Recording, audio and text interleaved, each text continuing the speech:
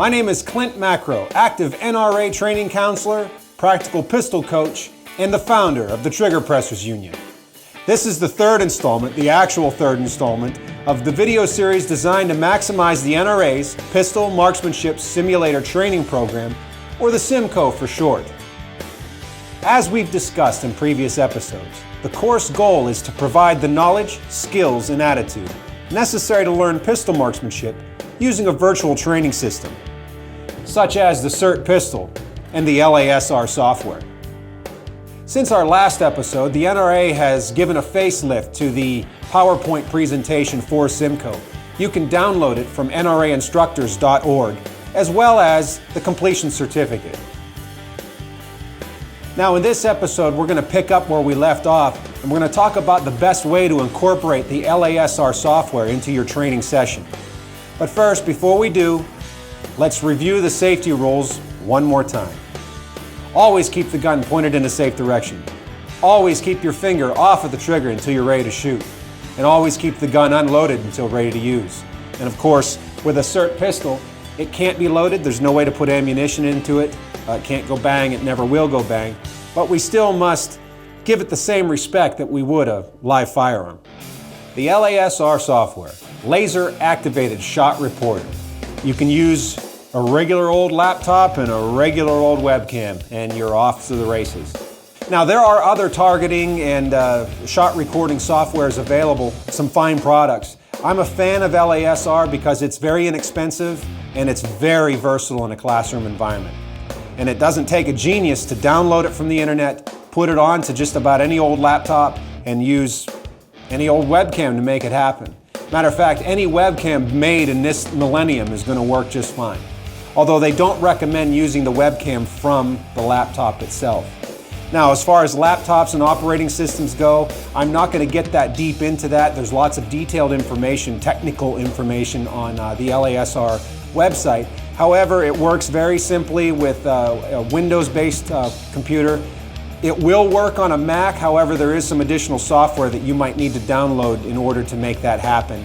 And you can obtain that information on the LASR website. You can download the software from laserapp.com. It MSRPs at $120, and there are various coupon codes available to save you a few bucks from that. You simply download it to your laptop, and you're ready to go. The standard version is quite sufficient to run a SIMCO course. There are some additional downloads that you can purchase, some plugins that really enhance the training process, and we're going to show those a little bit later. But the standard download is going to do just fine to get you going in a SIMCO course. In the last episode, we talked about setting up your simulated range. We're going to have our ready area, our firing line, and your target line with your backstop. The LASR software allows you to record multiple targets with one camera. You want to set your camera up away from the backstop, but in front of the firing line. This will give you a good wide view of all the targets that you'd like to record. It helps to have the webcam on some type of stand so that it's stable, and then you can move it around independent of the computer. It's not a bad idea to pick up a USB extension cord to give yourself a little more flexibility in whatever classroom environment you may find yourself. Now, for the purpose of our training module today, I'm using a combat focus, balance of speed, and precision target. I like these because they have basically an FBIQ target in the center, and they have circles with numbers and colors on the outside and some boxes at the bottom that afford me the ability to do target acquisition drills in some of my more advanced courses. You may find that this target is not the target you want to use for a very, very basic SIMCO course. So I've also taped up your standard NRA bullseye target as well to take a look at that. Once we've hung our targets on our target line, whether it be cue targets or some other target bullseyes or paper plates or blank pieces of paper with stickers on it, whatever you end up using, we can now turn on the LASR software and select the targets within the program. Now, selecting the target's very much like cropping a photo in iPhoto or any type of photo editing software that I'm sure most of you are familiar with. You click on the corner and you drag with the mouse and you create a box or a circle. There's various shapes, and that will dictate what the target is. Anything outside of the dash line is not going to register as a hit. Now the standard download of LASR comes with very basic shapes, squares, rectangles, triangles, circles that we can use to dictate our target area. One of the additional plugins that you can purchase for a very small fee affords you the ability to use specific target patterns so that you can overlay scoring rings and things of that nature on individual specific targets, which is a very useful thing. And this is what I'm using right now on our bullseye target here that I have labeled as target number 1. Now there's a couple different modes that we can use while running LASR. The basic untimed mode, we can shoot at the target and it's going to register a hit, just like there was a hole in the paper with a projectile.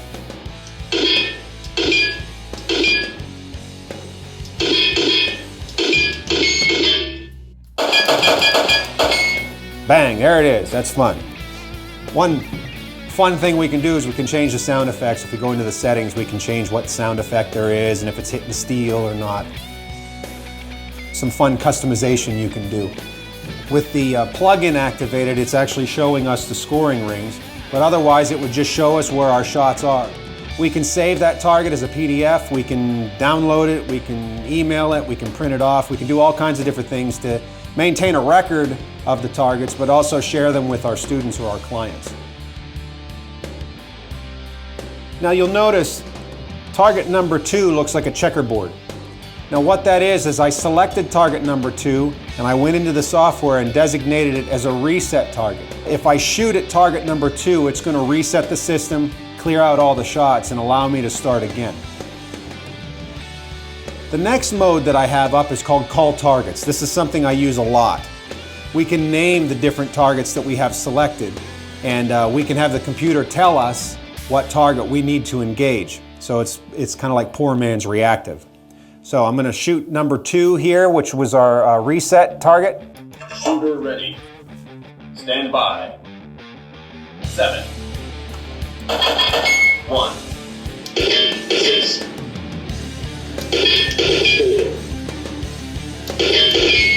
7.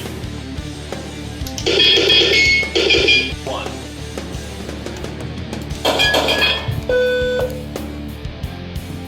Generally what I'll do is I'll start the course out with just the slow fire untimed targets where they're just recording hits, and after we get to a certain point then I'll start running the called targets, and it makes it a little more challenging and a little more fun for the participants.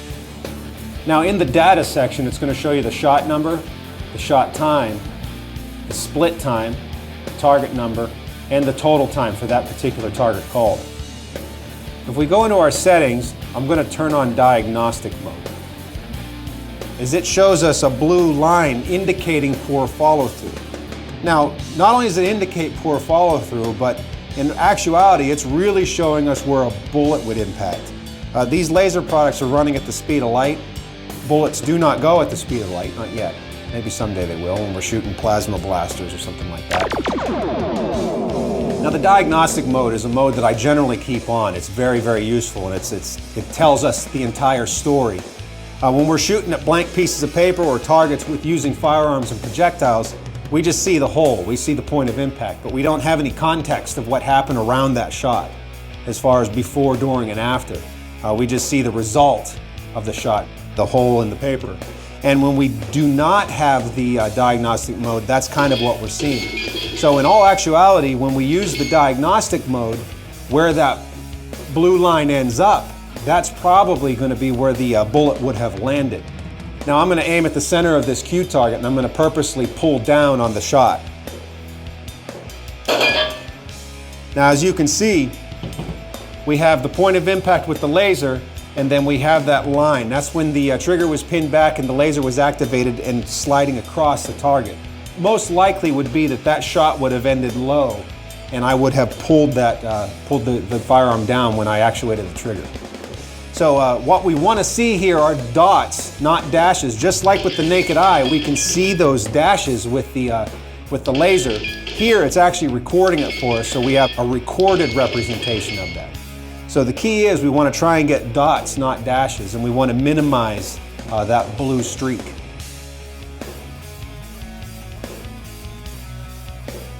Now there are other modes available in the LASR software.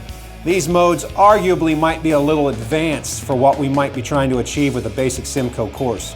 However, there are tutorials and directions on the LASR website that tell you how to use those and maximize those in your own personal training.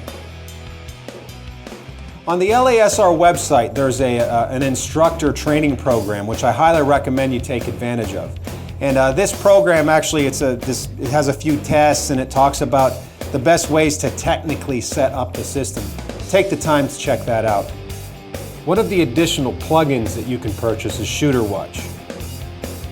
Shooter Watch allows you to set up a secondary webcam that you can view the shooter and actually shoot video of your student while they're engaging the target. Stand by. 2, 3, 2, 6, 3. You have to be careful of ambient light with the LASR software. Again, the software is actually reading a light hit on our target. So bright ambient light or intermittent light sources can be very frustrating.